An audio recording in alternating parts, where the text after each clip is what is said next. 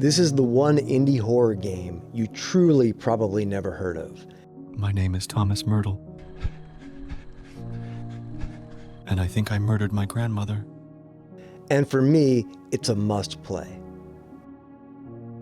Ethel is a short, psychological, mystery horror game with absolutely brilliant writing and a compelling and fresh narrative.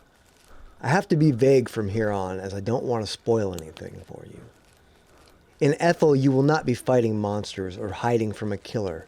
You won't even have to do anything to survive in this game. Rather, the game starts with you taking refuge in your grandparents' home trying to uncover what happened to your grandparents. You will spend most of your time exploring the generational family property that consists of a small 2-story home and the foundational remains of the original family home. You will also be exploring your family history through documents and photographs. I feel I am personally desensitized to most horror games, and I can usually see the scares coming and predict the narrative to an extent. Even in games that give me a good jump scare, they rarely get me twice, as they usually rely on the same formula. In Ethel, the misdirection and soundscapes are so well done, I found it impossible to predict where the next scare was coming from or where the story was going.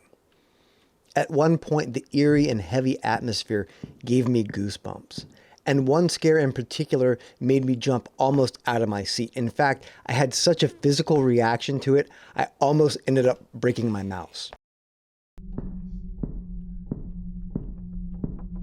Yeah, okay.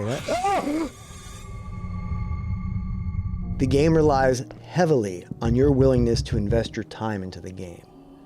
You will want to read documents, examine what may seem to be random objects, and immerse yourself in the character of Thomas Myrtle.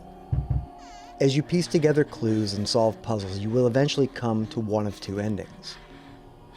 I thought the use of the UV light late in the game was a really nice touch. The attention to detail is something I also really appreciated. For people who like to hunt for Easter eggs, they are there.